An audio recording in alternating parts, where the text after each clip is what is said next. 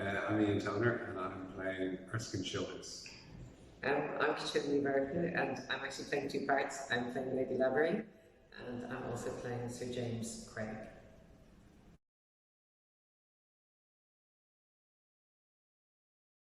So when you're playing real people, you're not making up a character. There is parameters that already exist for your performance, and sort of certain signposts and guidelines that you have to put that performance together. Some of the characters in this play are very iconic.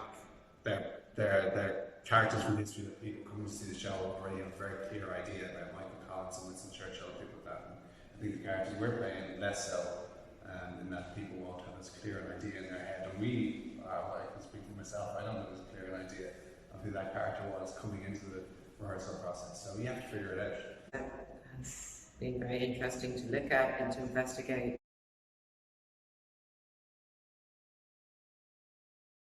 I think that's interesting. I was really lucky that with both my characters, I had a notion of them, but I didn't know anything about them. And I had a received notion about them because a lot of these characters we would, of course, have learned about in school, and that's a very particular, very simplistic view of not only the time, not only of what happened, not only of the treatment, but of the people themselves. And I really fall into these really both in terms of the characters I'm playing and the characters in general, is that we're beginning to see the grayscale.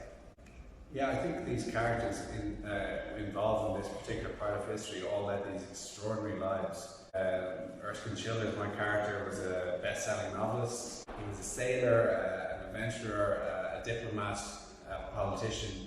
It's just all sorts of different things that are kind of contradictory, some of them, some parts of their biography. So they're very complicated people with these extraordinary lives. And it's like they're in a pressure cooker as well. So their lives are completely compressed into this really tight time frame. You know, when you think that Michael Collins was shot when he was 31, right? These people were young, doing kind of extraordinary things. Like, yeah, Lady Lavery, she was a painter, an artist, a muse, an actor, a writer, you know, a designer.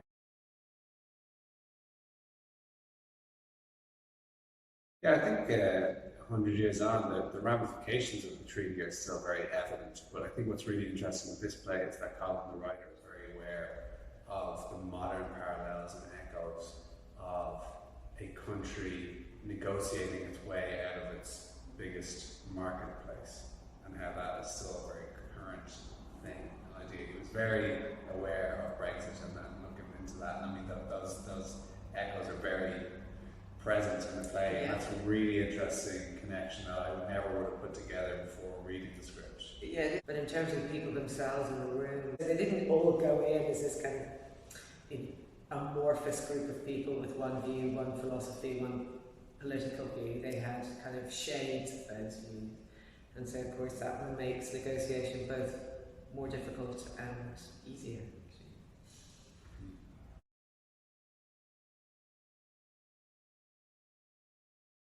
Yeah, it's a nice way to come back to theatre because it is a big, exciting play, and it's fast-moving, loads of people, and loads of twists and turns, and you know, it is kind of edge-of-the-seat stuff. It's kind of remarkable what Colin's managed to do, but it's edge-of-the-seat stuff, despite the fact that most of us know the outcome.